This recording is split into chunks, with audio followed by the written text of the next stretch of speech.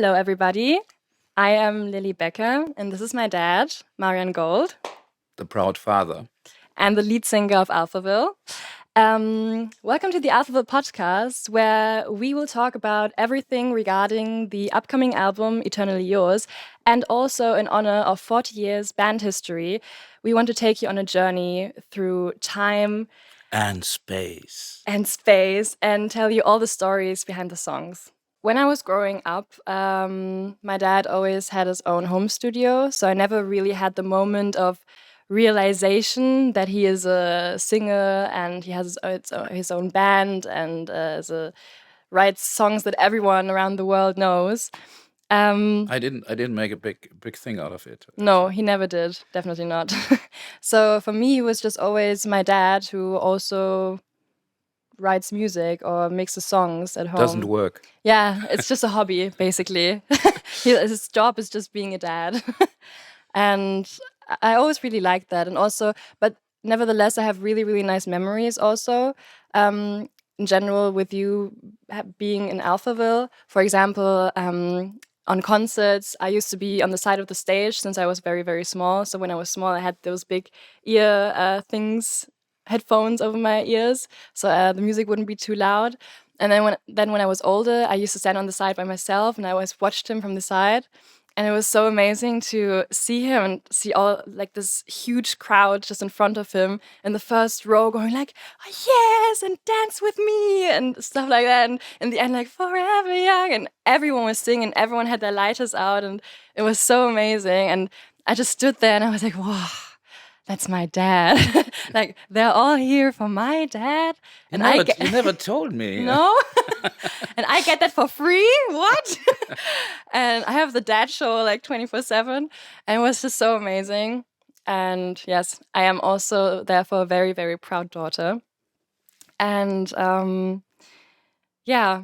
And also, it's really funny to see I feel like we're very close, especially actually since always. I feel like we're very close. We have a very special connection and also many things in common. Like, in my opinion, I feel like our looks. Because I don't feel like when I stand next to my mom, I'm just standing next to her and it's like, you don't see that I'm her daughter. Like, people ask me, are you friends? Are you sisters? And I'm like, no, that's my mom. And they're like, what? She looks so young. She doesn't look like you.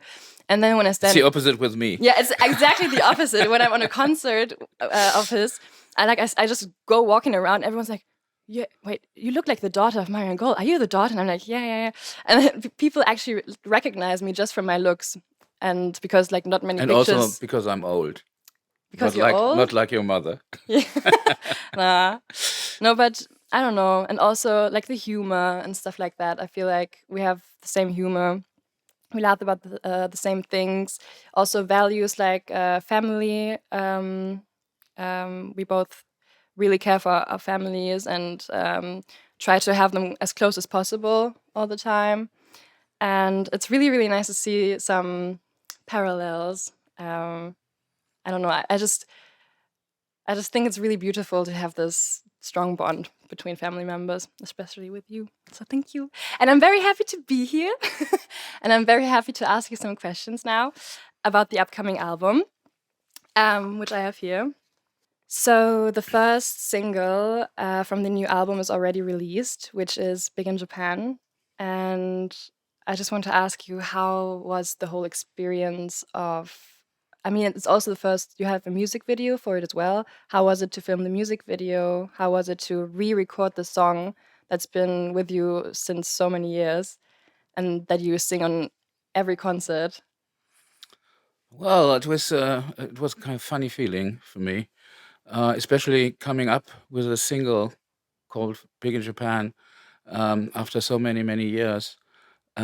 So I thought that it was quite a good idea to use footage from the original video and using the original video like a kind of ready-made thing for the new video, and doing this confrontation between the old and the young Marian, and you see the time that's been in between, which happened in between, and I think that is the plot of the actual video for the symphonic version of Big in Japan, and quite a good start. The other thing is that I was really surprised how easy it was to turn all these songs for the album, also Big in Japan, into a more symphonic piece of music. Um, and it's probably because from the very, very beginning, when we wrote those songs, we were close to rock and roll and to the way we adopted the music around us, and we heard the music, and the music that we liked was basically rock and roll music, and the Beatles, the Stones, Pink Floyd, but as a young boy, I was listening so much to classical music because simply the reason was there was no other music going on, no other interesting music going on German radio stations at the time, and so I grew up really with Mozart and Beethoven and uh, many other composers. My favorite composer is Felix Mendelssohn Bartholdy, actually, and yeah, when I was a child, I was listening to that music. There were moments uh, that were so overwhelming that I was sitting in front of the radio crying, and my mother found me there. I said, "What happened? Why are you crying?" I said, "It's because of the music." How old were And you then? I was 6 or 7 or so. And my mother said, you're not listening to that music, that kind of music anymore. This is terrible. How can you cry? How this music makes him cry? I'm not allowing you to listen to that music. So in a way, this classical music became a little bit like, what probably later on happened to lots of kids, in their discussions with their parents, when they say, "No, you're not listening to this rock and roll music, it's the music from the devil." So for my mother, the devilish music came from classical composers.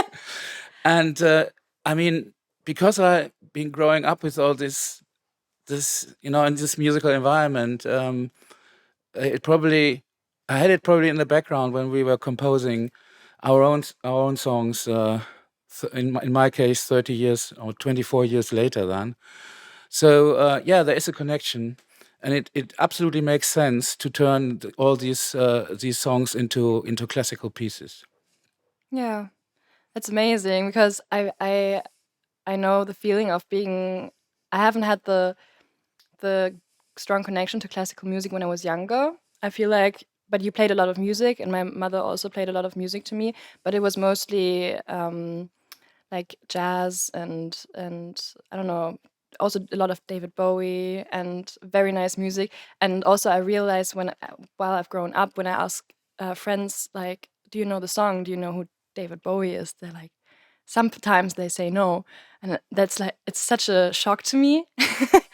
And then also because I went to a classical concert like a few months back, and it was so beautiful, and I sat there and I felt this, I don't know, this sensation just in my body, like the classical music. It was, I can't even begin to describe it. Like I sat there and I was thinking about how I want to describe it, but I just couldn't find the words because it was so beautiful. And then I also thought about the album that will come out with all the Alphaville songs uh, recorded by an orchestra or live by an orchestra on the tour. And I don't know if I can control myself when I sit there.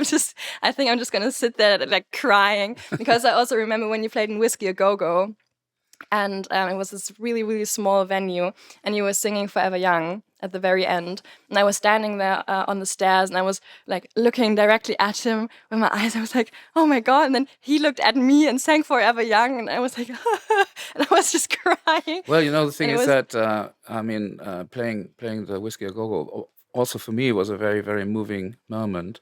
yeah, Um, because it was again one of my childhood dreams, that I could probably play there once in my life. And when we did the last North American tour, 2017, I think it was, then we also did a concert at Los Angeles at the Starlit Bowl, and on after the concert, on my way back to the hotel, we drove down the sunset, and suddenly I saw a sign there, whiskey a go go. I said to the driver, is that the original whiskey a go go? He said, yeah, and I said, it's still going. Yeah, it's still going. It's still going strong. I said, and I mean, could we play in this place? And he said, everybody can play in this place. And the next day I immediately got contact to my management and said I would like to go to this place and play there, because this is a place where Janis Joplin, Jim Morrison, Jimi Hendrix, Jefferson Airplane, and many other famous artists that I really loved performed there, and. And Christian, my manager, said, but it's a very small place. I said, I don't give a shit. You love that. I know you love like small, comfy places where everyone. Well, I wanted to play there. I mean, it was just a childhood dream. This classical album what we did now, Eternally Yours. It's not a class. It's not a childhood dream, but it's a dream as such. It's a realization of a dream that I had for many years. So.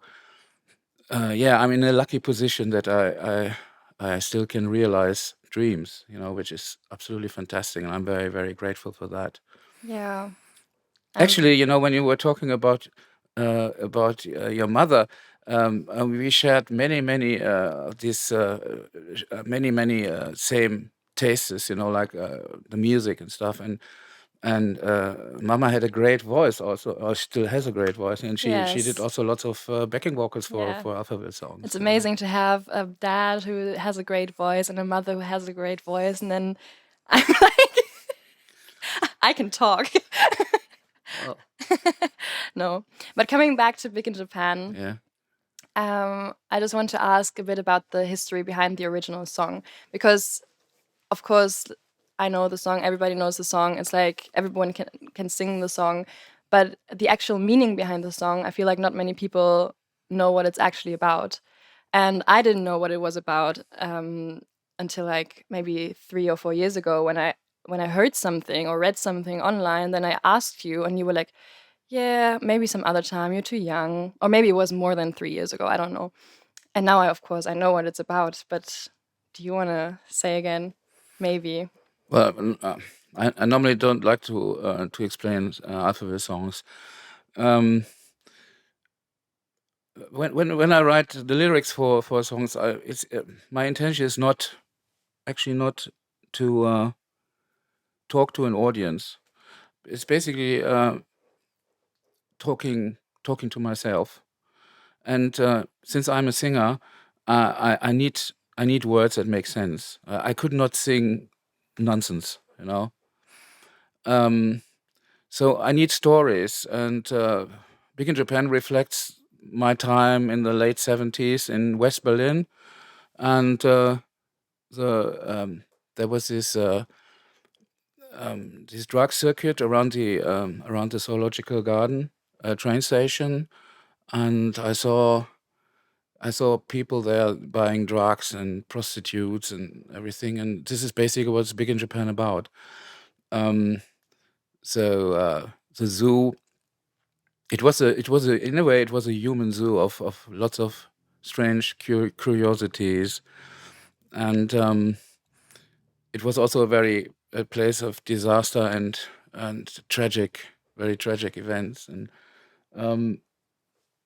it was a kind of dark inspiration, when we had the baseline for Big in Japan. I was thinking about what kind of story I'm going to tell, and I just came from the town center, so I passed the train station at the zoological garden, and it just felt natural to write something about it, and so I wrote a story about this young couple, both junkies, and they dream about the possibility to get rid of the drugs and get rid of this terrible life, and then this song that you then wrote actually got you out of that scene, right? It was the first song, the first really big success of Alphaville, right? it is. Yeah, it was. I mean, it was our first single. It was an instant a rocket-like success, and How it was was a that? weird feeling. It was really a weird sensation to write a song about this scene and then earning a lot of money with it in a Yeah, way. I imagine. It's quite bizarre. Yeah. Um, and most of the people that I know from that time, they 5 years later they were all dead. You know, but people normally they don't seem to care very much about lyrics. It's the most important thing for me is I write the lyrics without any. I mean, I don't want to inform people or whatever about the contents. It's just for myself, and if people are interested in what the songs have to say, then they will find something interesting. That's the promise, the Alphaville promise. And it's true. And it's true. Like when I read the lyrics to actually all of your songs, I feel like they have so much to say and so much room for inspiration, and also the words you choose and the feelings you describe. You find words for, or you manage to describe things that other people don't even know they're feeling, and it's really beautiful. So you wrote Big in Japan, and you were on the top of the charts, and you were suddenly famous, kind of, right? Yeah. I wasn't there, so I have to ask. How was that? How was it to be like, I don't know, did you dream of being famous? Was that in the back of your head while you wrote your songs or while you made music before? No. It was basically the fact that we were able to write songs was a sensation for me. Um, I Originally I wanted to become a painter, and I started a couple of semesters at the HDK in Berlin. Uh, I never went there actually. I mean, I had too much other problems at that time, and I uh, But I you got then find this accepted. guy, a friend of mine, and he said, "Come on, we can do music." And I said, "Oh no, I can't play any instrument. You can't play any instrument. So what's the use of that?" And he said, "Yeah, we have this rhythm. We could buy some of these rhythm machines and sequences and synthesizers and just create our own music." And I think the idea not to play other people's song, but straight from the beginning, writing our own music, that was something that I was dreaming of all the time, and that a dream that I thought that would never fulfill itself. And suddenly there was a chance, to realize that dream, and I grabbed it. And we started, and the second song we ever wrote in our lives was "Big in Japan," actually. Wow. So there was a kind of urgency. There was a kind of What was the first song? the first song was called "A Bubblegum Event," and it Oh. it was a story about a sniper in a completely empty city, and suddenly another guy appears. These two are the last men on Earth, and the sniper is thinking, shall I kill this person or not? And this is a song about it. It's called Bubblegum Event. I don't know why. I think because the sun in the lyrics, the sun looked like a big bubble gum or so. I don't know. Yeah. So, well, this song would never been released, but I still remember the instrumental melody of it, and I'm still thinking of rewriting the song once again with this melody. And also, I remember bits of the lyrics, so maybe one day I write the first ever song from Alphaville after many, many decades. That would be very nice. And do you feel like also, I mean, nowadays, many people go to therapy to go through their problems and talk about it, but do you feel like your therapy was writing songs, and you feel like you managed to get over your problems by writing songs? And No, no, I'm not a great believer of therapies. I know. Anyway, um, What do you believe in then? How to get over your problems or how to manage them? get the fucking thing right. I mean, this is the only way. I mean, get it right or fail. You know, this is my personal philosophy. I mean, for instance, for other people, I would probably rather go for therapies and for more understanding or whatever.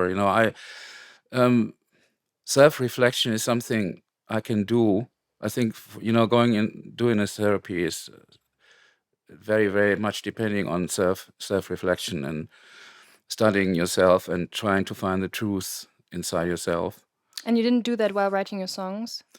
Well, it's more like when I write songs, it's more like automatic writing. It is I don't think about it. I don't say, okay, this is a subject, and now I analyze it, and then I write something around that subject.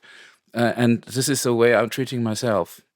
I never think very much about myself. I just do some things. I do things, and then So you're a maker and not a talker, you would say. This is when you say that, it's a judgment. A talker is somebody who is useless, and a maker is somebody who does things, and he's better than a talker or whatever. I don't know. I mean, I'm not believing in all these kind of categories. It's like I'm inside the family, for instance. I would like to help everybody, my children. I love you. I love all my children very dearly, and I would, if they were in need for help or in any respect, I would do everything I can. But concerning myself, I've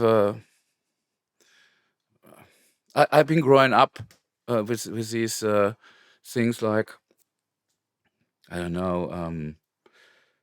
I'm just a relic from a different time. Yeah. I can't really relate to all these complicated ways of interpretation yourself. And this is not my cup of tea. So you just write songs when you. All right. You So just yeah, sit it's a very fatalistic thing, because it's not that I want to change anything by writing a song. I don't think that a song or that art can change. The great thing about art is there's no responsibility. My theory about art is an artist has no responsibility because art doesn't kill. And so what I can do the most terrible or most strange things, as long as they happen in the universe of art, it's okay. It's okay. So the greatest possible freedom that one can achieve probably is, being an artist. And this is what I find so fascinating about being a musician. That I have no responsibility. I don't have to grow up. I just can play and play and play like a dolphin, all my life through. And this is a great privilege, and I'm very grateful for, being an artist, earning my money for myself and for my family, and that I can still carry on being an artist is really great. Well, Around the Universe is a song from our last regular studio album, A Strange Attractor. And it's the story about a man who's waving at a starting aeroplane. And the aeroplane is a little bit like a cosmic plane, so it goes outside,